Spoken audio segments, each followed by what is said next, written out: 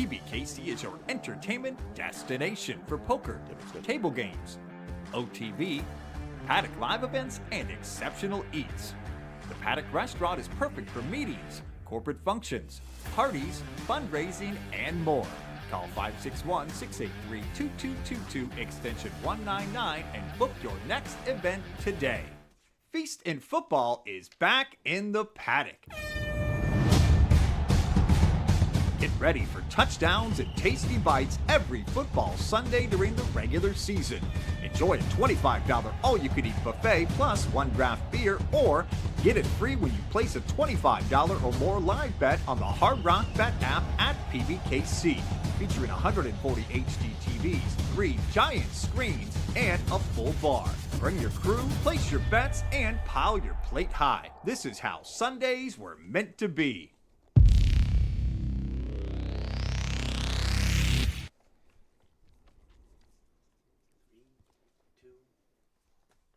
It's Monday morning, and we're going to have a show on our hands today. It's Pbkc Picks, broadcasting live from the Palm Beach Kennel Club. I'm Mike Jameson. I get to wish you guys a Merry Christmas last week. I want to shout out to Sully, who did the producing, and Noah, who did the hosting last week on the Christmas show. A job done, guys. Proud of you. I think you guys did a great job. I got to say, Noah was very impressive yesterday. Yeah, it's great. Noah's happy now. He's got some stuff that he texted me, but we have a live show today. Wait, let's not overdo it here. He did okay. Yeah. He's no Mike Jameson. He did sufficiently, but we got a good show today. Pat Rooney's here, the president of Pbkc. How you doing, Pat? I'm doing good, Mike. Ready to go. Ready to roll here. Okay, we got a lot to talk about, and we got some people that are fired up on this panel, including right behind me. That is Earnest Christian. How you doing, Ernest? I'm doing well. How's your Christmas? It was great. How was yours? It was excellent, actually. Okay, nice. Let's get into some of the action. This is our last week coming up of Feast in Football. Last week of the regular season, that is. So that is coming up on Sunday. That's in the Paddock all-you-can-eat buffet for $25. Bet $25 more on your Hard Rock Bet app at Pbkc, and you're going to get that buffet for free of charge. It's Feast in Football. The last NFL Sunday is coming up this Sunday, and we're going to talk about that big game party a little bit later on. And let's congratulate our CBS Pick'em winners. We had a winner last week, Bruce D., that we didn't congratulate on the show. Congrats to Bruce D. And this week, Eric Williams. There's no way anybody's going to catch Eric Williams, but there's a couple of guys on that list that I recognize the name of. Patrick Sullivan, who's just been on fire this year, and, of course, Patrick Rooney. All I did was pick all the home teams except for your Las Vegas Raiders. Yeah. That's the only one I did not pick. Always safe. That's Smart all guy. I did. And I got 9 wins just picking Wow, the good home job, team. man. That's Yeah. all I did. Yeah, Am I on the page here at all? I'm not there, right? Yeah. No. I stink. Did you? I didn't even put my picks in because then I have an excuse at the end of the year like, oh, I didn't even put my picks in a couple of weeks. That's why I'm so terrible. But congrats. What a cop-out. Sully at 131 wins. He's up there tied with Rob Summer right now. We'll have to get a big list of that next week to see who had the most picks all season long. But congrats to everybody on that list. Bruce D. and Eric Williams, I'll be contacting you later about your free buffet.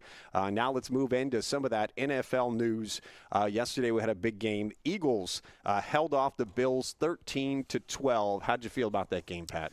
Well, I think if you're an Eagles fan, that was a great game. They've showed repeatedly this year that they can go on the road and beat some really good teams. Buffalo needed that game, really, if they were going to have a hope of winning the division. Now they're not going to win that.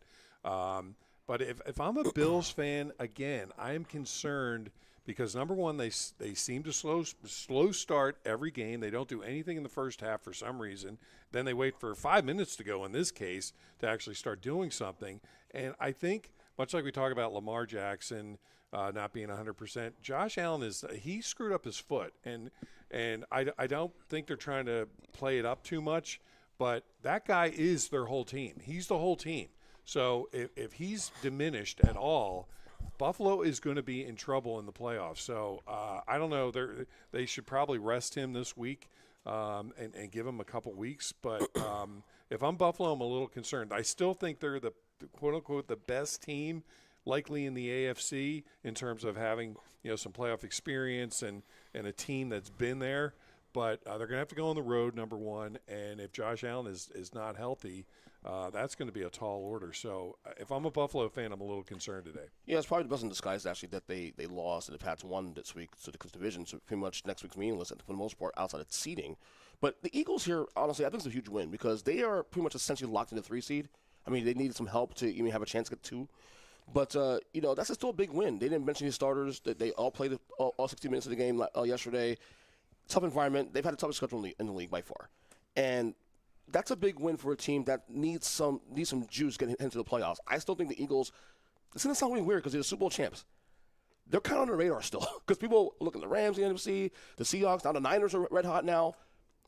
The Eagles are still alive, guys. They are not to be played with. And it's still, to me, in my opinion, the best roster when they all on all cylinders, the best roster in football. So I think the Eagles, that was actually a bigger win than people get credit for, honestly. Yeah, Noah was texting us last night. His points about the game were the Eagles' defense is for real and that Josh Allen is still good, but he will never be my main, whatever that's supposed to mean. He's Jalen Hurts. I mean, I think because Josh Allen, he got married and now he's having a kid. Noah's kicked him to the curve. But congratulations to the Eagles fans. Now let's talk about the game that I know we're going to have a lot to talk about. Oh, boy. The Pittsburgh Steelers, they lost to the Browns. Obviously, they were without DK Metcalf, and now it's a matchup on Sunday night. They just moved the game to the primetime Sunday night game, the Ravens at Steelers, and that is for the AFC North title. How did we feel about yesterday's game, Pat? Well, I mean, it might come to a shock to people, but I'm not surprised at all. If you look, again, I've been watching the Steelers my whole life, and I've been watching them since Mike Tomlin's been the coach. There is a certain pattern that has revealed itself over the last 20 years. We do not win in Chicago. We do not win in Cleveland. We win in Detroit. We don't. If the Raiders are playing in Oakland, we would not win there. There's certain teams and places that we do not win. We just don't. This is one of them. We're 1-6-1 now. The last 8 games in Cleveland against Cleveland teams that were actually much worse than the one yesterday. So that game didn't surprise me one iota. Now, if you're a Steeler fan, and I know you think, everybody goes with we look great against Detroit. I had some people, Super Bowl bound. I'm like, guys, please, for the love of God. And then yesterday, people are like, I'm in shock watching this. I can't believe. I'm like, again, don't be surprised at all next week if the Steelers win this game. If they beat the Ravens, don't be surprised. And then the next week when they play Houston or the Chargers or the Bills, get absolutely creamed. That would be the pattern that we watched. If you watch these Steeler games like I have for the last 15 years, that's the pattern. So please don't get too high or too low. Wouldn't surprise me at all if the Steelers win next week and then get shellacked in the playoffs like they've done, and everyone's like, all right, well, we won the division, and blah, blah. No. I mean, like I said, I got off this treadmill a long time ago. Unless change happens, it's just going to be the same thing. You're going to have the same thing if Mike Tomlin's the coach next year, whoever the quarterback is, and we're playing in Cleveland, it's a loss. You don't have to even watch the game. So I'm not like apoplectic or angry or anything like that. But if you do look at this just from a standpoint of, I don't know how this team transformed itself. The Buffalo game where they looked absolutely horrendous, to me looked like they gave up, to then the next week going into Baltimore, which at that time Baltimore still had all their players and everything else, and win that game. That makes no logical sense. None. I don't know how Mike Tomlin gets that team up for certain games like that, and then they go on a little 3-game winning streak and look really good doing it, and then you show up yesterday against a team that's won 2 games, 3 games, whatever it is, has not won in over a month, hasn't even really looked super competitive, and that's the game you display. So, again, I speak, I know, for a lot of Steeler fans. It's just incredibly frustrating because it was all right there. You win that game. You don't have to play anybody this week. You get effectively a bye week, and then you can mentally get ready for the playoffs. But we never do anything in any way the easy way. It's always got to be, now we got to show up, have everybody play Sunday night, and and hope. I don't know what the crowd's going to be, to tell you the truth. I don't know if this crowd's going to be like, yeah, let's do it, because again, they know sort of what's coming in the playoffs. So it's like, is it better just to lose now and not suffer through the humiliation of the playoffs? I know I sound ridiculous, because it is true. Once you get into the playoffs, a lot of things can happen, and they did look good for those 3 weeks. They didn't even look like the same team that's been playing all year. But if history repeats itself, I just think it's going to be more of the same. So I'm not super upset about the game, because, again, I didn't expect them to win there. They don't play well there. Mm-hmm. But going into this week, I know everybody's sort of down and, this is horrible. This would not shock me at all if we play really well on Sunday night and win the game, and then everyone's like, now we're into the playoffs and blah, blah, and then you show up against Houston or whoever it's going to be and don't look like you're ready to play and blah, blah, blah. So I've said this a lot. I hope I'm wrong, but I've watched them a lot, and this is just follows a pattern. You literally said on the show last week that because you picked Green Bay to win last week. I did, but I said if they lost. Exactly. You literally, and I thought about you the entire time, like, oh boy. So Baltimore did pull off the miracle in Lambeau.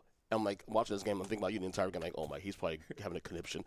But, this is where also you watched the game yesterday.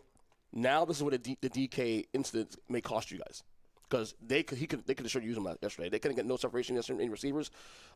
Aaron Rodgers, not for nothing, like, he had a decent stretch the last couple of weeks, but he looked old yesterday. Like, he looked like he couldn't move. He was throwing the ball. And I know it's the Browns defense. They're actually a very, very great defense, despite the record. Mm-hmm. But we could be seeing the last Aaron Rodgers game next week before he retires. So I don't know. We'll obviously preview the games a little bit. I don't know where to go with this game, honestly, next week, because is Lamar even playing next week, first and foremost? Let's start there. But honestly, I was not surprised after what happened on Saturday. I was like, this is going to be set up for AFC North showdown in Week 18. You just have to have it. And Cleveland is, yeah, you're right. It's a house of horrors for you guys. I don't get. It's weird. It's one of those weird matchups that no matter how bad they are, they always give you guys issues. And every team has that team. They always have. The Giants had it with the Eagles for years. No matter how bad the Eagles are, the Eagles always gives problems. So it's going to be a wacky Week 18. That's a damn sure. Yeah. Yeah, for sure. And shout out to King Henry with the 4-touchdown game on Saturday. They're definitely going to need him to perform well again this Sunday night. John Harbaugh actually realized, hey, if I give him the ball, I might win some football games. Nice. What a concept, right? Exactly. Jeez. And that's definitely one of the games of the week coming up this week. They moved it to the 8:20 Sunday night game, and that's Ravens at Steelers for the AFC North. Now let's talk about some more teams. There's 3 teams that have clinched in their division. That's the Patriots, the Broncos, and the Bears. Can you see any of those teams in the big game, Pat? Oh, absolutely. I think, the Pats are probably, or the Broncos, one of them is going to be the number 1 seed. If you have the number 1 seed, that is a tremendous, I don't think people understand what the advantage is. First of all, you don't have to play an extra game, and then the games you do have are going to be at home. So, again, New England should be a big advantage with the weather and everything. Same thing with Denver. Same thing with Chicago. If you have those seeds, those high seeds, that's a tremendous advantage. That's why the Patriots, I think, when Tom Brady was there, were so good. They were good anyway, but they got to not play one game that everybody else had to play, and they got to play all their games for the most part at home. That's a huge, I think, advantage in the NFL, almost more so than other sports. But it doesn't mean you can't go into a place and win. With all 3 of these teams, the thing I will say for a quote unquote veteran team that goes in and plays, those teams don't have any veteran or past experience that they can build on. If this was Tom Brady Pats, I'd be like, yep, this is over. They're going to the Super Bowl, but it's not. Drake May and Bo Nix and Caleb Williams all still have things to prove. So it wouldn't shock me if some team like Buffalo, if Allen's healthy, goes on a run and wins 3 games on the road and ends up in the Super Bowl. That could happen this year. But those are big things for those teams, because this is part of their eventual evolution, that if the Pats, Broncos, and Bears continue, they'll use whatever happens this year as a measuring stick for them in the next few years as they gain some experience in the playoffs. Yeah, the theme of this podcast last 8 weeks has been environment.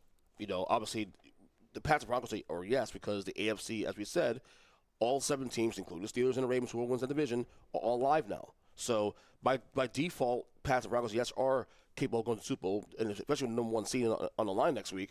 That gives you a shortcut to Santa Clara next week. Bears, no shot, because I think and it's not to do with the Bears necessarily, but more to do with the NFC itself. San Fran's too good. Seattle's too good. Philly's still really good. And, you have a lot of really, really good teams in the NFC. So, yeah, it's all about the environment, man, for me. But, like, these quarterbacks have something to prove. But I'll tell you what, man, I am starting to really become a Drake May truther. I watch this kid play. He's all business. He's very efficient with football.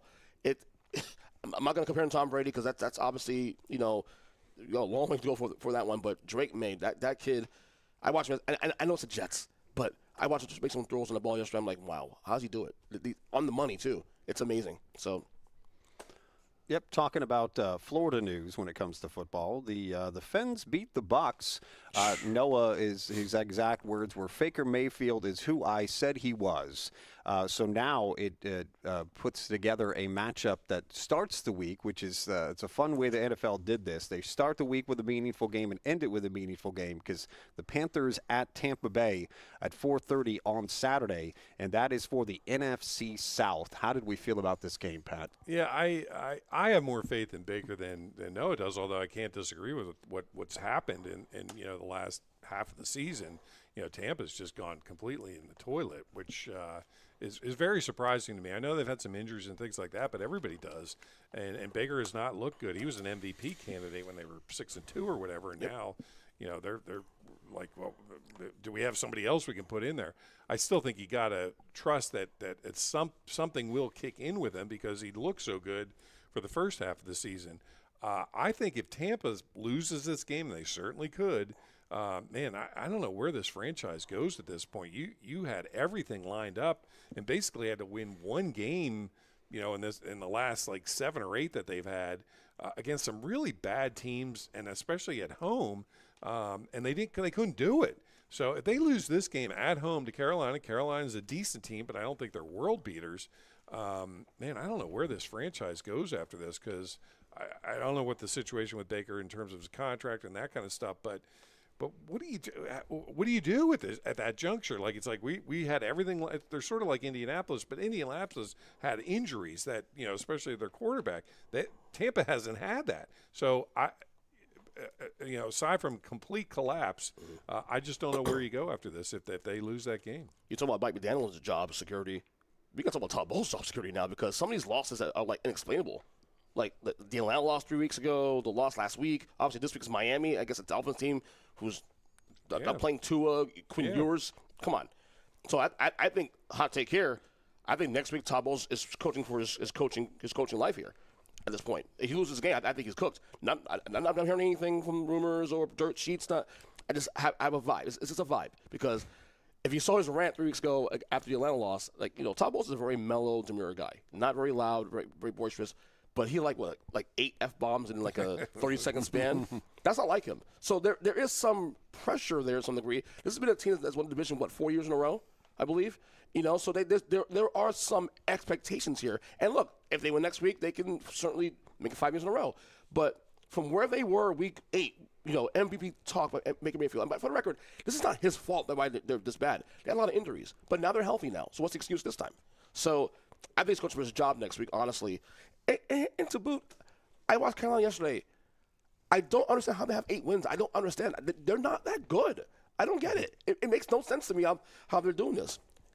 Carolina looks okay some games and they win. Right. And then there's other games. They look absolutely awful. Yes. Like that game yesterday, it was 3-3 for a while. And then they just sort of like Seattle decided to turn it on, and Carolina had absolutely no response at all. I have a tier system on my podcast. Like they're my weird old team of the year this over. I don't get it. They're a weird team.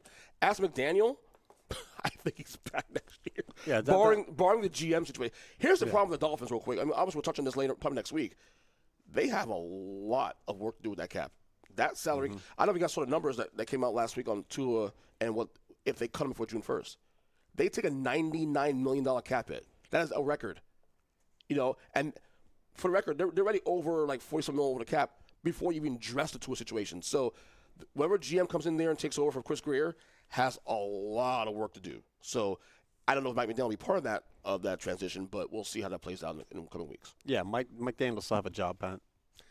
Boy, that's a tough question. I think they were looking to get rid of him after this year, but again, if they win next week, what's their record going to be? 8-9? Again, like last year. That's like you're on that borderline of, are we really getting better, or are we just sort of treading water here? And my big thing with that team is, again, like I always say about the Steelers, you got to look at the division. Now you got the Patriots, which are clearly an ascending team. Mm-hmm. Buffalo, which is good, but if they get a couple more parts, Allen's still young enough that they can be good for another 5 to 7 years. Yeah. And the Jets are the Jets. So we got to, if we're the Dolphins, we got to compete against Buffalo and New England, and we got to find a quarterback, and we got to do a bunch of other stuff.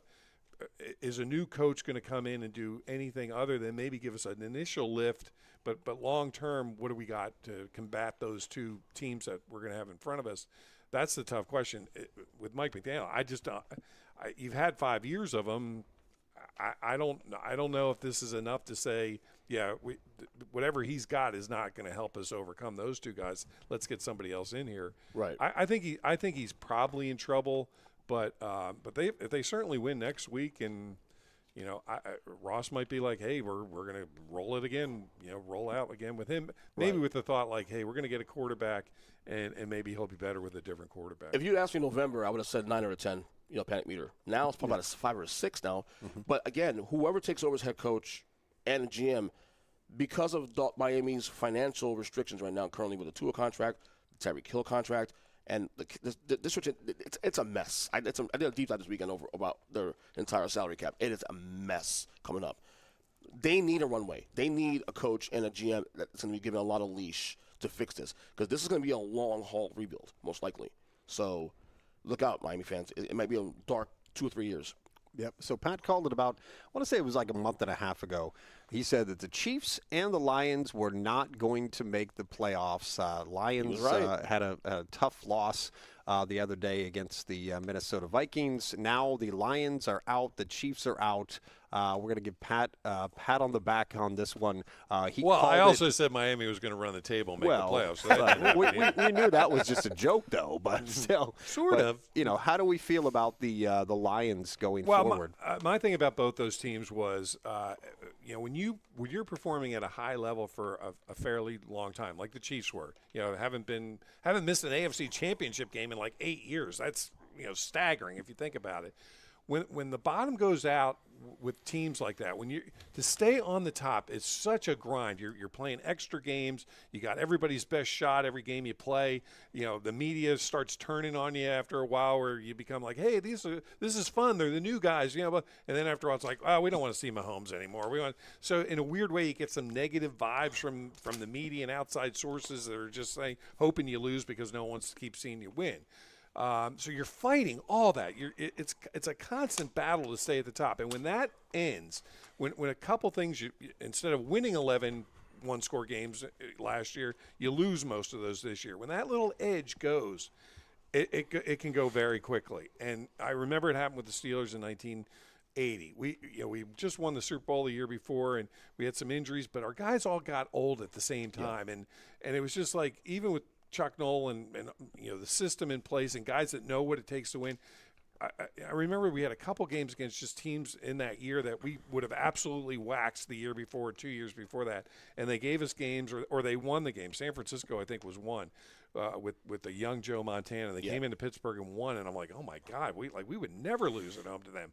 So those little things start happening, and then sometimes the bottom just lets out, and that's what I think happened with Kansas City. Now, Mahomes getting injured didn't help, but this was going to happen, I think, anyway.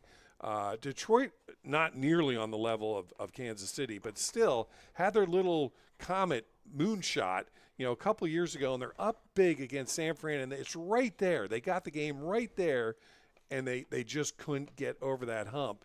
And then all the expectations now, just like Washington had this year, all these expectations start, coming to the forefront. And so you got all the players, you got everything, but you've got a stigma in Detroit of never being able to win a big game, never being able to get there. And that's, again, so tremendously hard to overcome that. And when they didn't get it done next year, I said this about Buffalo too. I'm like, where do they go now? They did everything. They had all the momentum. They have all the players in place. The coaching's great. The fans are into it. Everybody wants, the media wants to see them do it because they had never done it, and they couldn't get it done. I was just like, even with all the talent they have, and they still have a ton of talent. It's hard to just keep getting yourself like, all right, we're going to do it this year.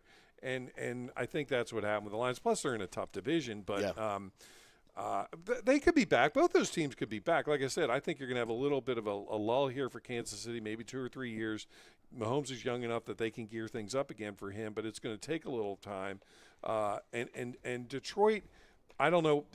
Dan Campbell might be one of those guys, like he can get you for like a 3 to 5 year period, but then, going for it on every fourth down and all the kind of trick plays and things that he does, maybe that wears out after a finite amount of years. So Detroit might have a little bit different way to go because they still haven't done it, and they haven't done it with these players. There's still a tremendous amount of talent there. Yeah, but definitely. That division is tough. Chicago's going to be good. Green Bay is going to be good. Minnesota, I don't know what's going on with them. They're still frisky. So you're in a tough division. I think Detroit might need a reset. But you've seen New England do it. You've seen Denver do it. You've seen teams that are able to reset really quickly. Maybe that'll happen with Detroit. I just don't know what's going to happen with the coaching there. So that's the thing with that. It goes like what I said before the year started. Like, when you lose both your coordinators on both sides of the ball. Yeah, that's big. It's going to cost you something. Sure. Now, I didn't think it'll cost you a playoff spot. I thought, because remember, you went 15-2 last year in the regular season. Okay, so 11-6, okay, fine, but you're still a playoff team. But you're 8-8 right now. That's a massive regression there. I think what I said last week on the podcast. Like, I think the honeymoon is over for Dan Campbell. I'm not saying he's on the hot seat, not even close. But you lose the coordinators. Now you're a little bit exposed a little bit now. So now, how do you pivot next? I think, to your point, Pat, there is a window for a coach like Dan Campbell that the rah-rah guy is great, but you got to produce results, and you're going to continue moving in a direction. Now you're regressing now.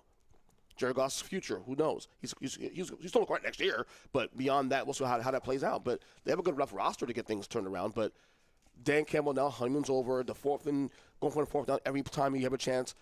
That's gotten a little old now because it's cost you some games this year too also. So I think Detroit right now is in that kind of that middling, okay, where to? They're still a really good team. They have a great roster still a scary team, but they're in that spot now where, like, okay, we can turn things around next year, or this can get really bad really fast. And history tells us that Detroit, it goes bad really fast. So we'll see.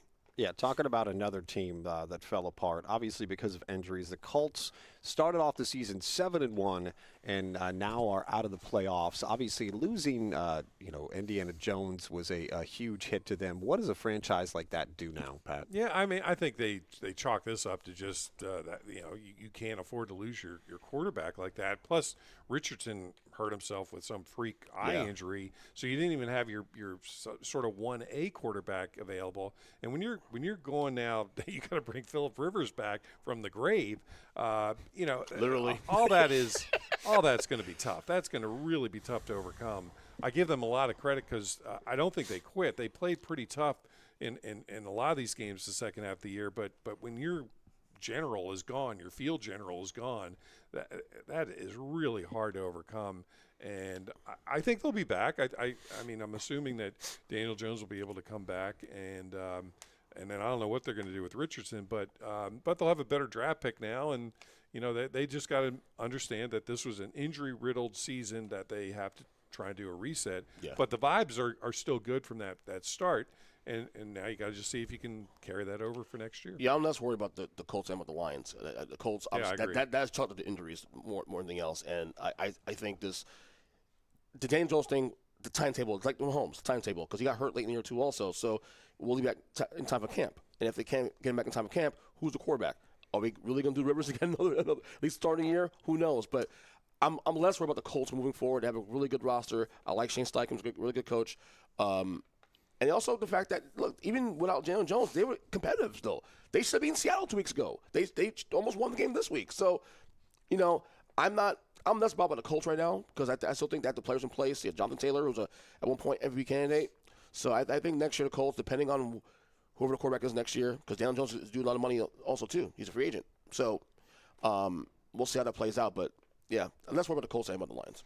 So last night, if you caught it, I was already in bed, but the 49ers beat the Bears in a thriller.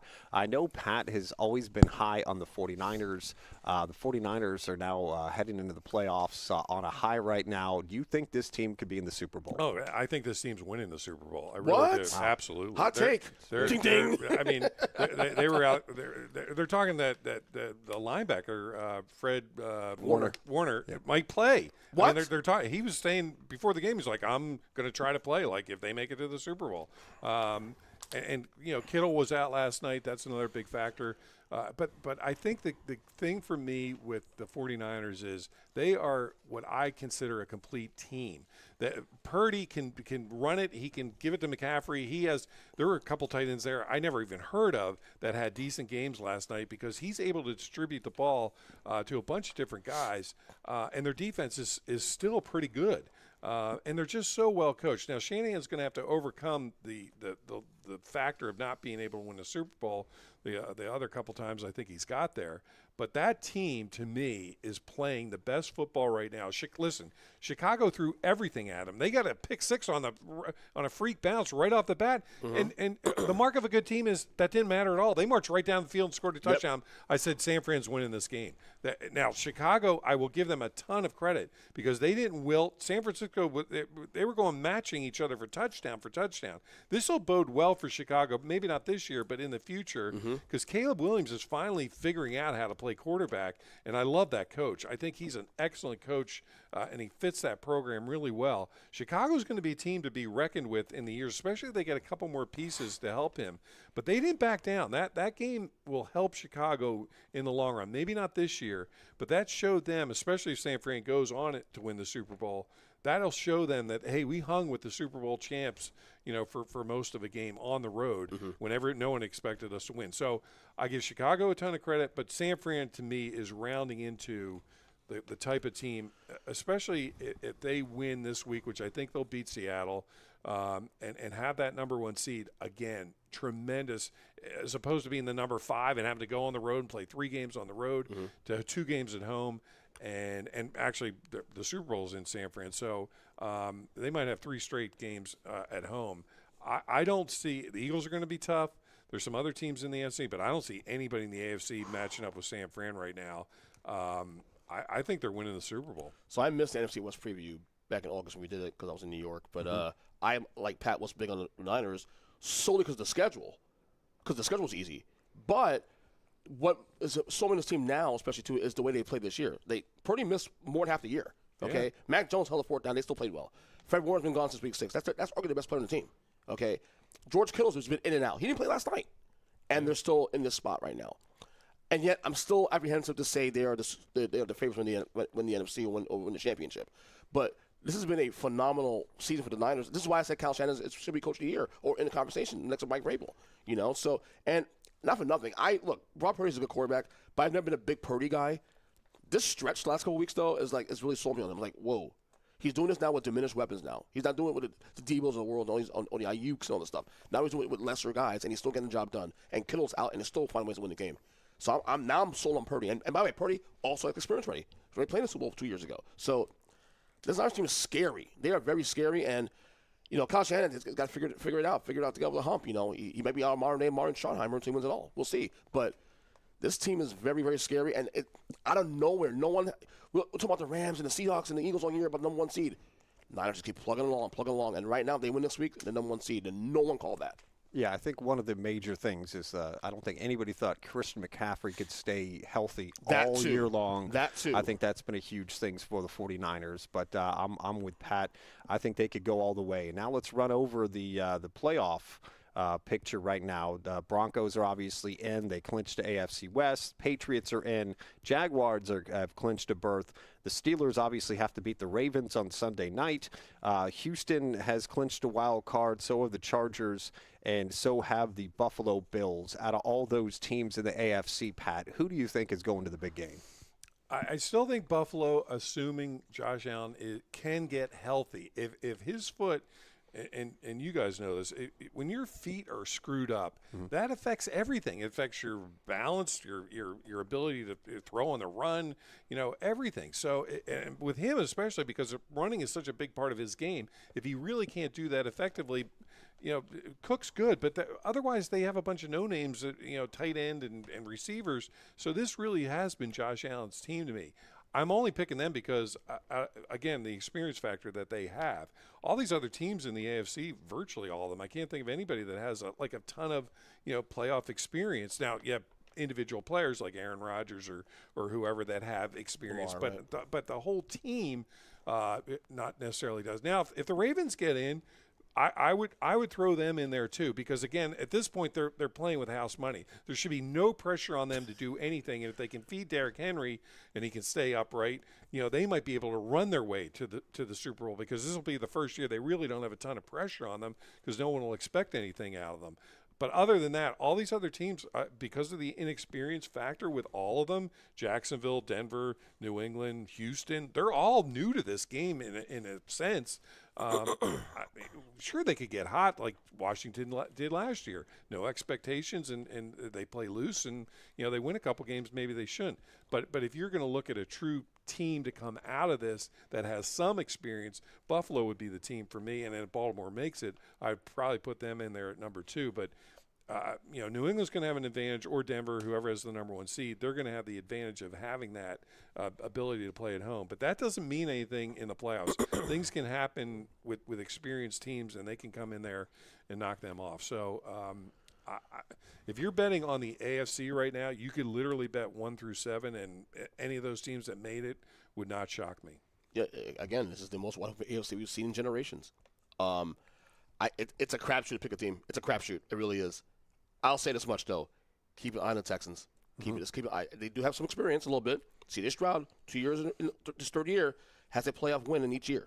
So he has some experience already. Not quite Josh Allen, Lamar Jackson, or Aaron Rodgers, but there's some experience there. But that defense is good. That was an impressive win on Saturday against the Chargers on the road.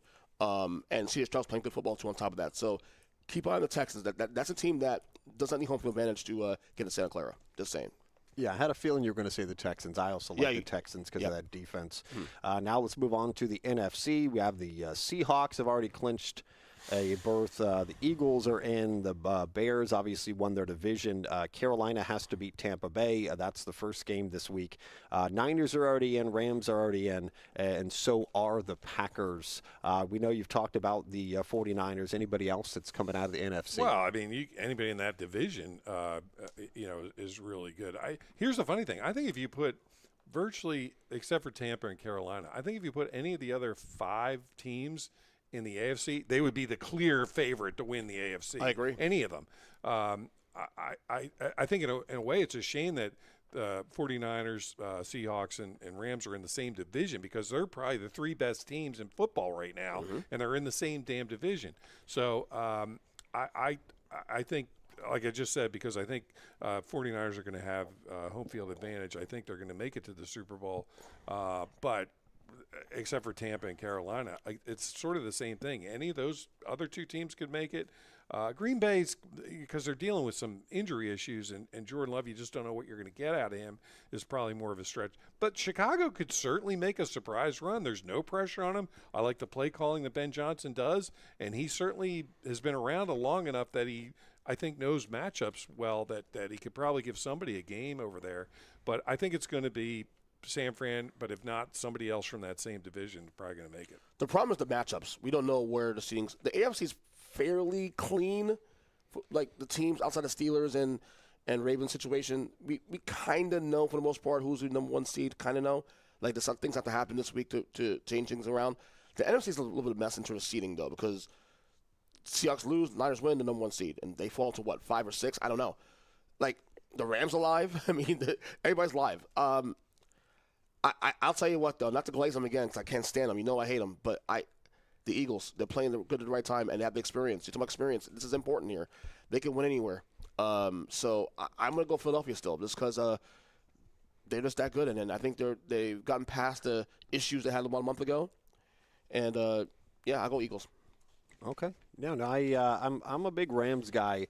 But I agree with Pat on this one too. I think somebody coming out of that division is going to win the Super Bowl this year.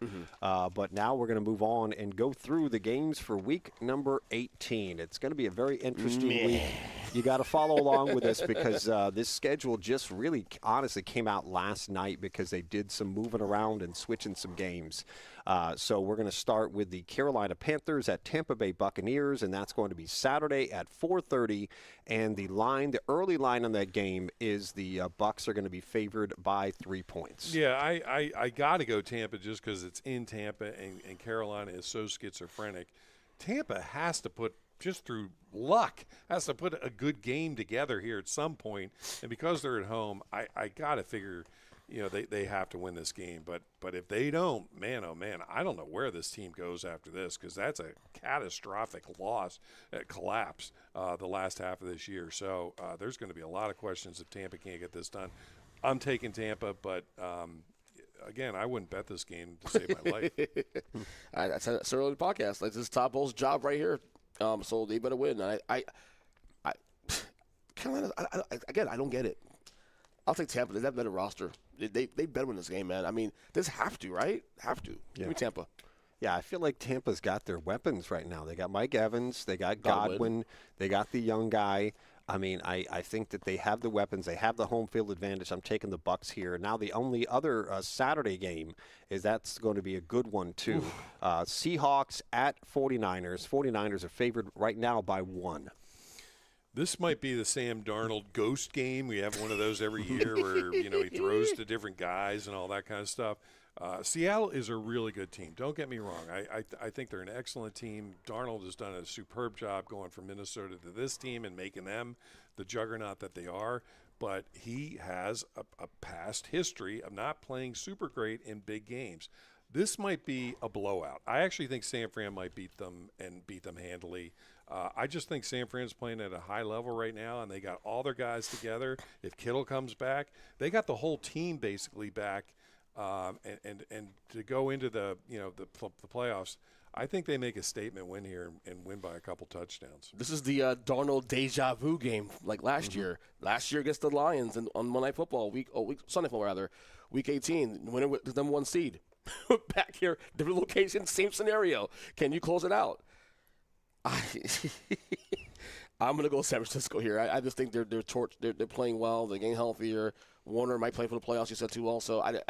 There's something percolating there in San Francisco that's different. And and to boot also, too, Super Bowl's being played in Santa Clara, so they may not have to leave at all through February. So I'll take San Francisco. They're playing good. This is nothing against Seattle. Seattle's playing good football, too, as well. But, again, until I see Sam Darnold win the big game, this is the deja vu game here for Sam Darnold. Give me Purdy and the boys. I'm actually taking the Seahawks here, but what a career the last 2 years for Sam Darnold, taking teams all the way to the playoffs. Obviously, top 10 quarterback right now. We know what happens. Give it to him. Yeah, when he gets there, we know what happens. But I'm going to take the Seahawks here. Now we're going to move on to Sunday's games. We're going to start off with the Packers at the Vikings, where the Vikings are favored by 6.5. My whole thing with virtually all these games next week, with the exception of those first two we talked about and the Steelers-Ravens game, is do they really mean anything? No. Do these games, like the whole slate here, no. Do these games really mean? I know there's some seeding things maybe, but I mean, if this game doesn't really mean anything to Green Bay, they're not going to risk playing anybody. No. So I'm taking. This might be another week I take all the home teams. I'm going to take Minnesota here because I don't think this game really means anything to Green Bay. No, Green Bay's in the playoffs. It's like losing on Saturday. Jordan Love had concussion protocol still. If I'm the Packers, you rest him. Why would you even play him right now? Because they are pretty much locked in the 7th seed in the NFC. So I'll take Minnesota here. Yeah, I think Oliver's going to take Minnesota. Obviously, the line shows that Vegas doesn't think that the Packers are going to play their guys. So I'm taking Minnesota at home. Now we're moving on to Cleveland at Cincinnati. Cincinnati's favored by 7.5. Yeah, I love this. I should have done my homework a little bit more and looked at what Cleveland does after they beat us in Cleveland the next week, because I have a feeling they get shellacked generally. This game, now, Myles Garrett's still trying to get the sack thing, so I think if they get that early, then they got nothing else to play for at that point. I'm taking since Cincinnati, since Burrow's been back, has really been putting up some points. So I think Cincinnati wants to go out again like they did last year on a high and beat Cleveland to a pulp. So I think this will be a big win for them. It makes you think also, too, if Burrow was healthy this year, and given how the AFC North has played out, Bengals are in this race probably with the Ravens and the Steelers. Just Absolutely. Saying. Probably leading it. Who knows? Because that's the one thing what the Bengals will say the last couple weeks is watching Burrow play has been the great thing to watch right at this point. Bengals win this game in a blowout. Yeah, I'm the only one taking the Browns here. I think that the team's going to come together, just try to get Myles Garrett the historic sack. But I'd feel bad for Joe Burrow here because I think he's going to get him at some point. Now we're going to move on to the Colts at the Texans, where the Texans are favored by 10.5. Again, can Houston improve anything by winning this game? If they can't, they're not going to play anybody. So I would take Indy in this game, assuming that Houston is kind of locked in where they're at. And I still think Indy is trying to win a game. I just don't think they want to end the season losing 7 of 8 or whatever this collapse is. So I would take Indy in this game. If the game means anything to Houston, though, I mean anything, and they play guys, then I would take Houston. But otherwise, I'm taking Indy in this one. Well, Houston can still win the South, actually, but they need, obviously, help. They need a Jacksonville loss, I think, to make that happen. And who's Jacksonville They're playing? Tennessee. So I don't think that's going to happen. Right. So, but maybe Houston plays at least for some of this game. And look, we told the wide open AFC. I think this is something for Houston too. Also, you want to keep that 5 seed right now because there's a world, Pat, and you agree with this also. There's a world where all top four seeds are out by late January. Sure. And all of a sudden, AFC title game is now playing in Houston. So there is something to play for, honestly, in this game. So I'm going to take Houston this one. Yeah, I'm taking Houston here also. Now moving on to a game that means nothing. That is the Cowboys at the Giants. The Cowboys are favored by 5. Well, Ernest knows this. The Giants have to screw up to getting the number 1 pick every year like they did yesterday by beating. So this game, they'll completely go in the shell and not win. I'll take Dallas here just because the Giants usually follow up that big win game to get them out of the number 1 seed for the draft, and then really tank the last game. So I'll take Dallas in this one. Yeah, Dallas is playing on the starters still. Dak played. I didn't see 1 minute of that game for the record on Thursday, but Dak still played. I imagine they'll still play their guys just for vibes, I guess. The Cowboys have owned the Giants the last 7-8 years, and I don't see it stopping now. Honestly, give me the Cowboys. Yeah, I'm taking the Cowboys, but I wanted to thank you for that Giants win yesterday. You guys are hold on. You guys are tanking. No, God, we're tanking. We're not even we're worse than tanking. Like Max Crosby, you can go home now. How about they put him on IR? He does not want. He wants to play, so he puts a video up of him playing basketball to basically give the finger to his own organization. And I love it. I actually like that. I love it. I think that's got to watch the offseason now. Who might want to get traded? Just saying. It's a possibility. Now we're going to move on. I'm going to take Dallas in that game, by the way. Now we're moving on. Saints at Falcons. Falcons are favored in this one. I think the Falcons will give the Rams a game tonight. I don't think they're going to win, but I think they'll give them a game, and then that'll be it. And New Orleans with Shaw or Schaff or whatever you want to say his name is, he's actually looked pretty good. I think New Orleans is one of those teams that is trying to build something. They're going to try in this game. I'm going to take New Orleans. Frisky Saints. I said it all year long. They have won 4 in a row. No one's talking about it. Well, obviously, because they're not a good team, but they won 4 in a row. And if you see how the season played out for them this year, there are a lot of games they could have won also this year. Given how the NFC South has played out, they probably could have won this division right now, the way it's playing out right now. So I'm just saying, it's a team to look out for in the offseason here. Saints on a roll. Give me the Saints here. Yeah, I'm actually going to take the Falcons in this one. The line's not out yet because obviously the Falcons are playing tonight. Now moving on to Tennessee at the Jaguars. Jaguars favored by 10.5. Again, I mean, this game, I guess, like Ernest is saying, Jacksonville technically has to win this to win the division. So, yeah. Tennessee, they had that again. You're trying to compare things. They're playing New Orleans, so I mean, but they had that game and just completely gave up. So I can't imagine they have any fight left in them. If this game means a modicum of anything to Jacksonville, Jacksonville should roll over them. I'm taking Jacksonville. So not only did Jacksonville win the division this game, they are still in the hunt for number 1 seed because they did beat Denver. So if Denver loses, which the next game we'll cover in a second, I believe they are in the hunt for number 1 seed. I don't know how it works out between New England and the tiebreakers and all that stuff, but they're definitely in the hunt for number 1 seed. So give me the Jags here to win the South. Yeah, I'm taking the Jags because obviously we're going to see when we talk about the next game that the Broncos are playing at 4:25. So I think the Jacksonville team is going to try to win this one. Again, they're favored by 10.5, and I'm taking the Jaguars. Now we're moving on to the 4:25 games, and we start off with the Chargers at the Broncos. Broncos favored by 7.5. Yeah, again, I go back to, does this game mean anything to the Chargers? Do they get the 5 seed versus the 7, or does that mean anything to them if they want to be the 5 seed? I just don't think this game means that much to them. That doesn't mean anything in another way, though. If Denver has to win to get the number 1 seed, they're gonna play guys. So I'm gonna take Denver here, but this game, I would not. What is it, 7.5? 7.5. I'd stay away from this would one too. if you're betting it. This has too many weird variables that who's going to play, who's not, who's going to play hard, who isn't. I think Denver wins just because they're at home, but this one surprised me if the Chargers won this game if they needed it. So I would stay away from it. I'm taking Denver, though. Let me see you cheat you real quick because you had the standings real quick. Okay. I think the Chargers can still get the 5 seed still, technically, even though you lost to Houston on Saturday. So right now they're what? I believe they're 6 in the AFC, right? Currently. So right now the Chargers are 6. Yeah. So yes, they can still get the 5 seed. And I just mentioned with Houston, it is a world where the top 4 seeds can lose before the AFC title game. And if that happens and you get the 5 seed, your title games will be played in your neck of the woods. Yeah. So this is what we play for here on both ends. So the Chargers seeding for the Broncos for the number 1 seed. This is a game to watch. This is actually a game to watch, to be honest with you, this weekend. I'm going to take Denver, though, because they're at home. Don't bet this game, obviously. But this is definitely some stuff here. This is you said it, Pat. The variables are very weird, but I'll take Denver in this game. But this is this could have some information. This one. Yeah. Yeah, I'm not going to bet on this game, but I am going to pick the Broncos to win it. Now we're going to move on to 2 teams that used to be a rivalry, but really doesn't mean anything right now. Surprisingly, the Chiefs at the Raiders. The Chiefs are going in favored by 6.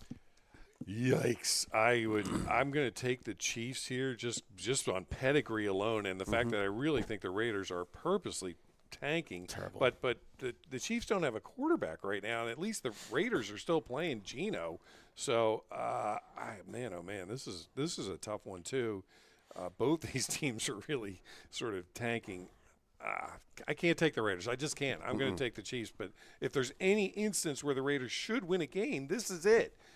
Because they're playing against a team that really doesn't have any personnel anymore. I'm going to take the Chiefs, but this one is another one I would stay away from. Not for nothing, though. I didn't watch the game last Thursday, but the Chiefs get the Broncos a fight with their third-string quarterback.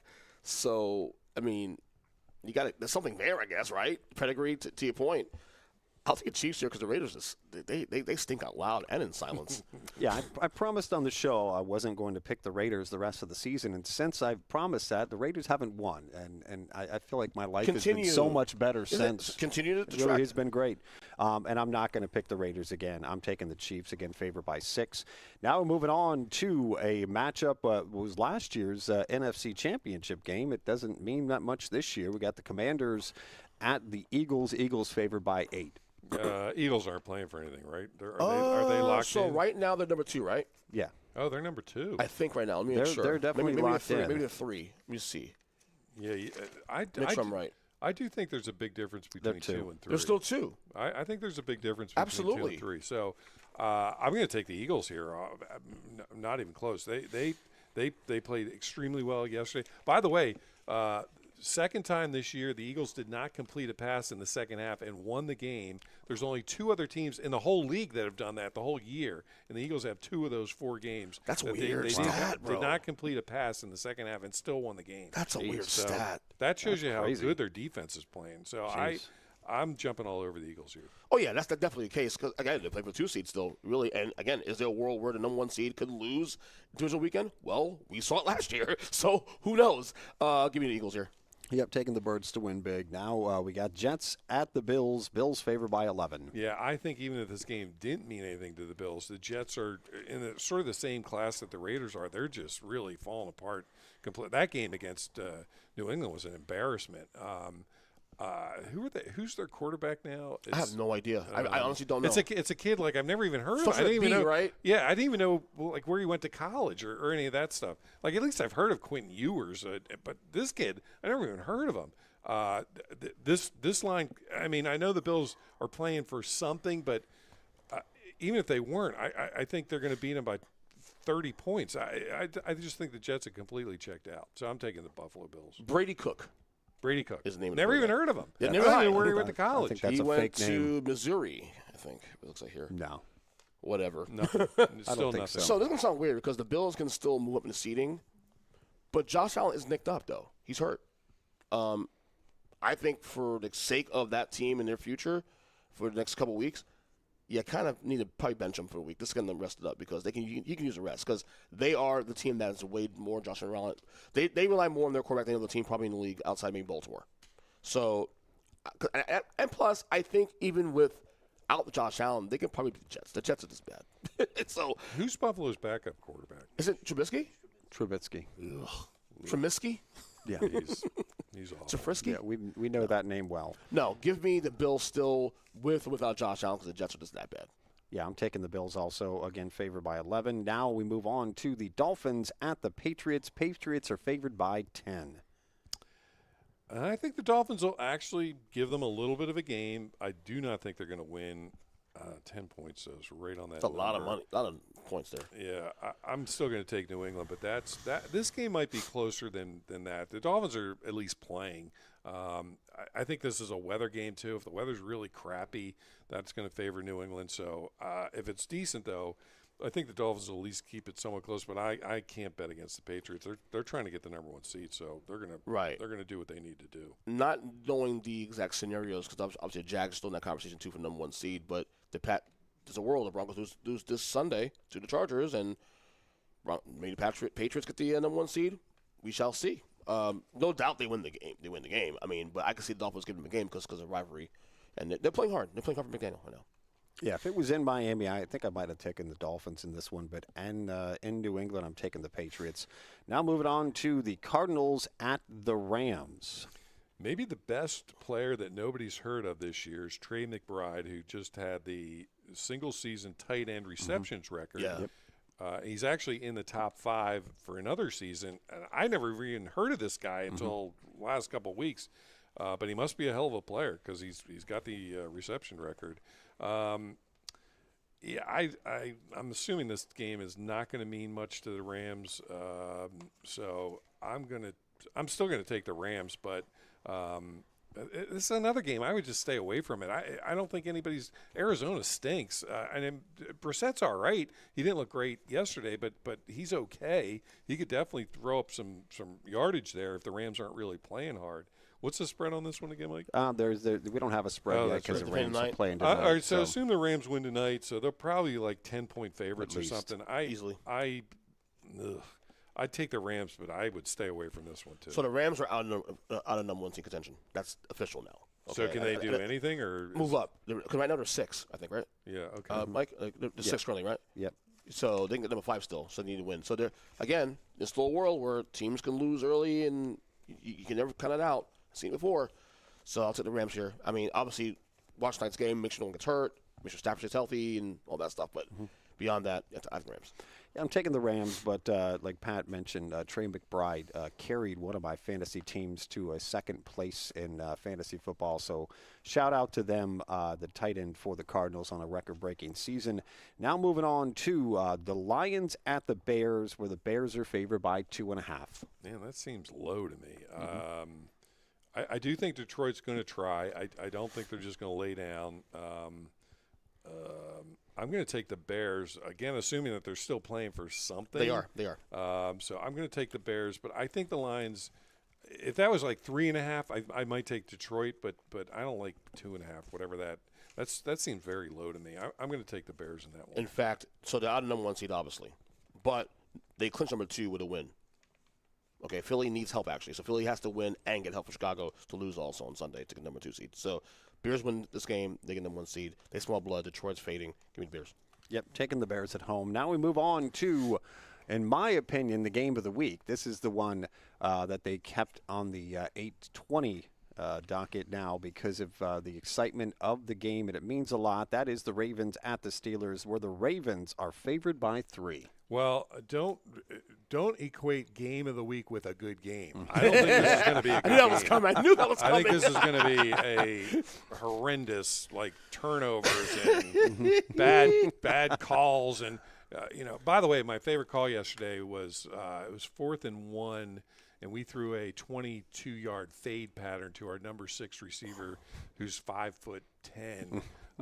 Those are the ones where I just go, gotcha, love it. Love that play. So I don't think there's going to be any deviation from that. You're going to see some wacky plays from both teams here. I'm going to take the Steelers because, again, this follows a pattern where just when you think they're dead and gone and, booing's going to happen and all that, they'll find some bizarre way to win this game. So I'm going to take the Steelers, but I do not expect this to be a great game. If Baltimore is smart, which I'm not sure if they are, all you got to do is run Derrick Henry probably 30 times this game, and that might be enough. Even if he gets stopped initially the first few times, if you keep running him, that's their best chance. And in a weird way, I actually think they're better if Huntley plays versus Lamar. Huntley, he's not a superstar or anything remotely like that, but at least he's healthy. And Lamar, in these types of games, this is where he makes those boneheaded, interceptions and things like that. So you might be better off if you're Baltimore and you want to win to play in Huntley here. So I don't view this as being a great game. It might be more high scoring than people think, but I'm taking the Steelers because this is just a game that Mike Tomlin would win. This is a crapshoot because number one, the biggest question of the week is right now is Lamar even playing this game? That's the first question. We got to figure that out because if he plays, obviously that changes the dynamics of the matchup. But again, it comes down to trust. Who you trust more, Mike Tomlin and John Harbaugh? I've lost faith in John Harbaugh this year. It's been a rough 3 years of seeing him blow big games, because of simple decisions that he does not make or does make. Now he was smart this Saturday, run the rock to Derrick Henry. Mm-hmm. Will he do it again? Who knows? Because that's how John Harbaugh coaches. So I don't know, man. This is Steelers at home. This is tough. Here's the thing too. Also, this is where the DK the suspension really hurts now. He could have been. If DK plays on Sunday against Cleveland, Steelers win that game because he makes at least 1 or 2 plays that change the game. That's it. I don't know, Ernest. I've watched him a long time. I think you could have Jerry Rice in his prime, and there you are, not winning that game. It's a Cleveland curse, I guess. I know it is. I get it, but it was a game of inches there for them. It was for the taking. You have DK in that game. He makes 1 catch. It's over. But I don't know, man. My heart says Ravens. My head says Steelers. So okay, I'm going to give you 3 seconds to pick. 3, Steelers. 2. Okay. I don't trust John Harbaugh. I just don't. Okay, I'm taking the Steelers here too. That is all for the division right there, and that's going to be a good game. Yeah, now we're going to move on and talk about Hard Rock Bet and what they got going on. Hard Rock Bet, they have a $10 offer where you put $10 in. You deposit at least $10 and then make a cash wager of $5 or more. And if your first bet wins, you're going to receive $150 in bonus bets. That's still going on right now. That is such a good promotion right there. And that $150 is credited as 6 separate $25 bonus bets. And, one of the cool things is, like, over the last week, they've been just throwing bonus bets at me. And I actually turned one of their bonus bets into about $100 and cashed out the other day just because, they're just giving you free money. That's why you got to get on to Hard Rock Bet. Go ahead, put your camera on and go over that QR code. Get wagering now with Hard Rock Bet. And when I give you my sports play of the day in a couple minutes, there actually is a big profit boost that are going on right now on Hard Rock Bet also. So get on there now, sign up, and make sure that first bet wins, and you're going to get $150 in bonus bets. And you can go to Hard Rock. You can go to pbkennelclub.com/Hard Rock Bet, and that is offered by the Seminole Tribe of Florida. Got to be 21 and physically present in Florida to wager. Terms and conditions apply. If you're concerned about gambling, call their new number 1-833-PLAY-WISE. Now we're going to talk about fantasy football because fantasy football is coming to an end. So there's a matchup for first place. I won the third place matchup. The third place matchup was against Joey, so I'm locked in at third place. But the winner, the 4th seed, which is my brother, Mr. Crinkle, going against Fire Tomlin, who is John Bunner. Well, yeah, I knew Pat. I was waiting for him to see that name. But, of course, John Bunner likes to put that out there. He was the 2nd seed going in. John's going to need Puka to have a big game tonight because he's 20, at least 20 points down on my brother.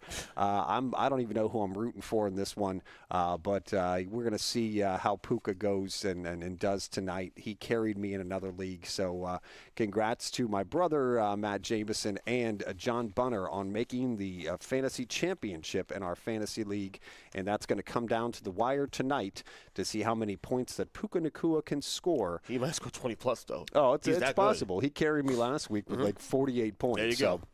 We'll see how that works. And we're just going to touch real fast on college football because big week. We've been talking a lot and a lot going on. We have some quarterfinal games. We have coming up December 31st, and 2 days from now, we have Ohio State versus Miami.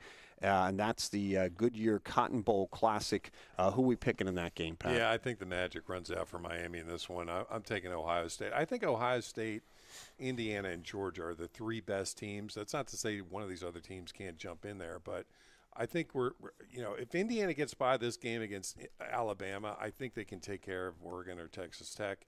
And it sets up a Indiana-Ohio State rematch. Georgia's going to be tough, though. I think they're a good team. I'm taking in this game, though. I'm taking Ohio State. Miami might play them good for a half, but I just think Ohio State's too good. Is this neutral site games or these are in Columbus? No, these are this one's neutral in site games. Dallas. Yeah, that means something because I thought initially it would be Columbus because then I said Miami's no chance, but now it's a neutral site game.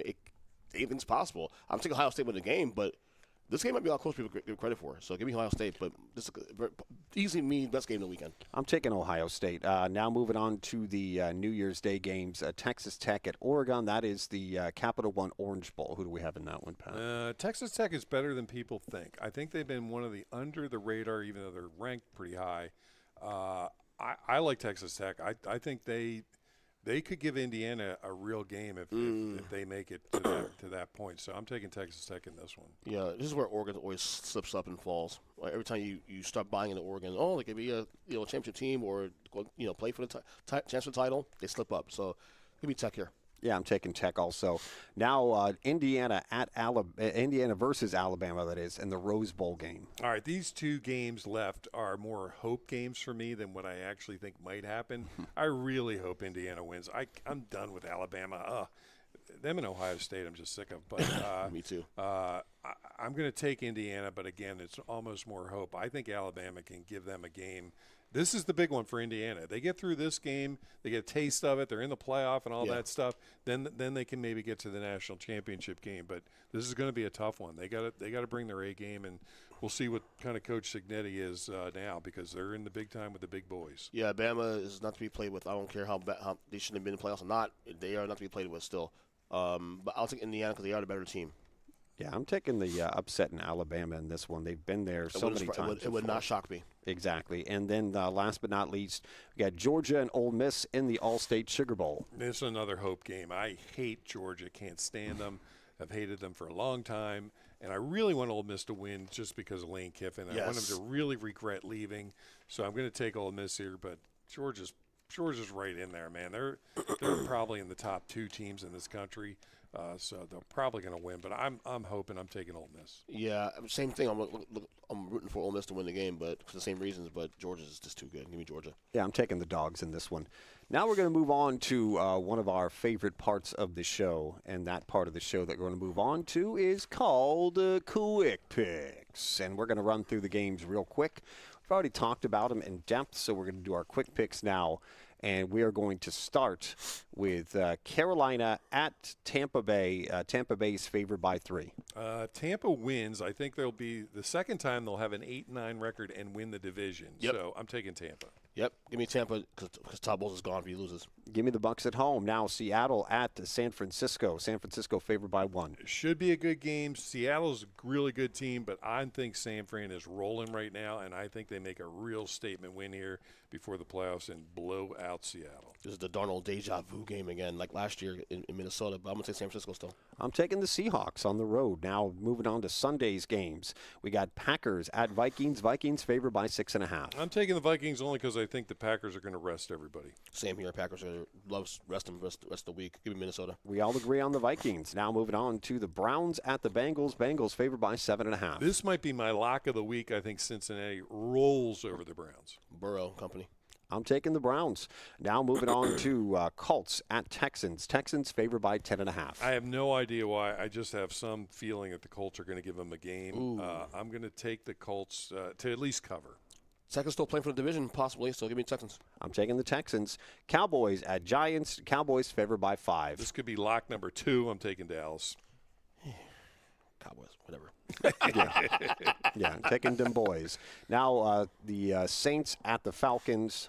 Saints on a roll. They're 1-4 in a row. Shuff. Looks really good to me. Yeah, it does. I'm going to take the Saints. Frisky Saints. I'm going to take the Falcons. Now moving on, Titans at Jaguars. Yeah. Jaguars favored by 10.5. Even if the game doesn't mean anything to Jacksonville, I'm taking them. Tennessee's checked out. Jaguars still playing for number 1 seed, so give me Duval. Taking Duval. Now moving on, Chargers at Broncos. Broncos favored by 7.5. This might be a better game than people think. Both teams are sort of playing for stuff here. I'm going to take Denver only because they're at home. Oh, yeah, sneaky, huge game for both these teams here. Give me the Broncos though at home. Taking the Broncos at home. Now Chiefs at Raiders. Chiefs favored by 6. Two teams going down quickly, but I got to go with the Chiefs just because they have more winning something than the Raiders do at this juncture. Las Vegas has really gone in the tank, so I'm taking KC. Who in the right man picks the Raiders in the game anyway at this point now? Give me the Chiefs. Yeah, this is my lock of the week right here because the Raiders suck. They really do. I'm taking the Chiefs. Now moving Commanders at the Eagles. Eagles favored by 8. Yeah, I love the Eagles in this one. I'm jumping all over them. Likewise, Eagles. Fly birds.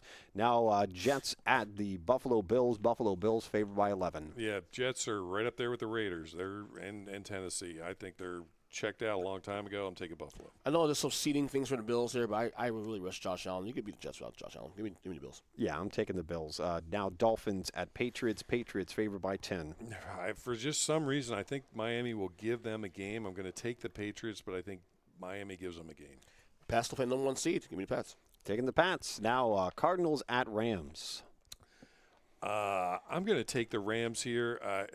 Cardinals are one of those teams that can put up some points every once in a while, but the Rams are just too good. I'm going to take the Rams. Rams still playing for number 5 seed, actually, so give me the Rams here. Yep, taking the Rams. Now Lions at Bears. Bears favored by 2.5. Yeah, I think some pride here. I think this line should be bigger, so I'm going to assume that the odds makers know what they're doing, making it close. So I'm going to take the Bears, but I think Detroit gives them a game. It's a rivalry game, I get it, but the Bears win this game to the number 2 seed in the NFC. So give me the Bears. The Bears. Now the last game of the week is Ravens at Steelers. As Ravens favored by 3. Yeah, I thought this would be a pick'em game, but I'm going to take the Steelers. They do play well at home as underdogs, so that's another thing to look out for. I think the Steelers end up winning this game. If you trust John Harbaugh, do it your own risk. Give me Pittsburgh. I'm taking the Steelers at home.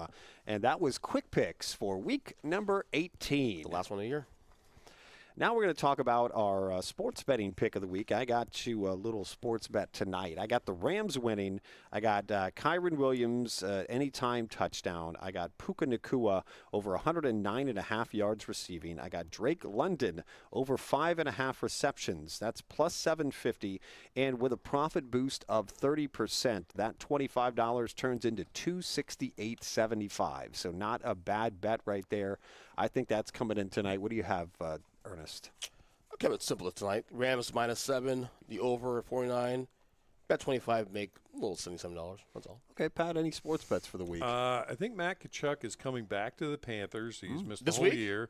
It's sometime this week. Wow. I don't think they play tonight and tomorrow, but I don't think it's those games. And then they got the Winter Classic. I think he comes back for the Winter Classic, and if he does, take the Panthers in that game because I think everybody will be hyped up to have him back.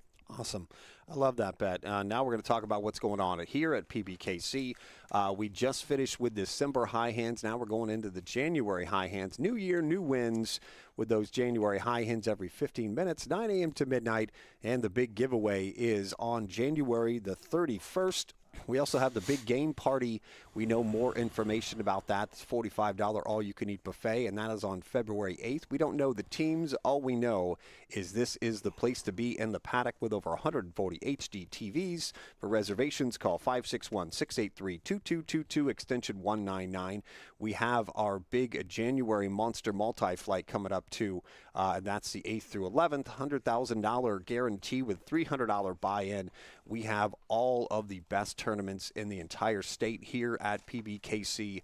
Our structures are amazing. Earnest can tell you that. We also have live streaming and some of the best tournaments, and this is a multi-flight going on from the 8th to 11th. And, of course, I want to wish everybody a Happy New Year. What is your New Year's resolution, Pat? I'm really going to start cheering very hard for the Steelers and just no. I don't make, you know what, funny, I don't really make New Year's resolutions because they're just another thing in life that you do, and then you don't do them and you're disappointed in yourself and you get depressed and they actually end up working against you. So all I try to do is each day be a little bit better person than I was the day before, and that doesn't always happen, but I try just mentally to be like, I'm going to go positive in this day and try to have that emulate amongst the people that I encounter.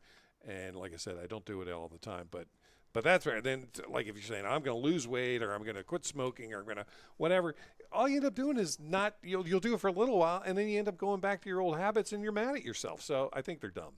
Yeah, I'm the same way. I don't believe in that stuff, resolution. I cut that thing 20-some years ago, man, honestly. Just be better than you were yesterday, you know, like I have personal goals in mind, obviously. That's every day, of course, and be healthy and this and that. I think for me, if anything, just be more disciplined in the things I commit to doing. You know what I mean? That's all.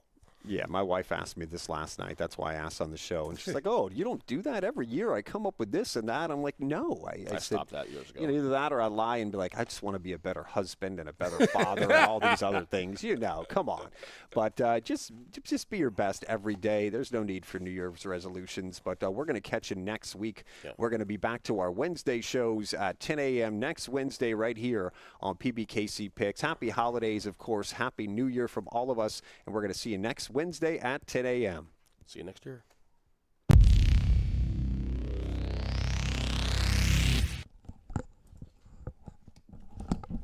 PBKC is your entertainment destination for poker, table games, OTB, Paddock live events, and exceptional eats. The Paddock restaurant is perfect for meetings, corporate functions, parties, fundraising, and more. Call 561-683-2222, extension 199, and book your next event today. Feast in Football is back in the paddock. Get ready for touchdowns and tasty bites every football Sunday during the regular season. Enjoy a $25 all-you-can-eat buffet plus one draft beer, or get it free when you place a $25 or more live bet on the Hard Rock Bet app at PBKC. Featuring 140 HD TVs, 3 giant screens, and a full bar. Bring your crew, place your bets, and pile your plate high. This is how Sundays were meant to be.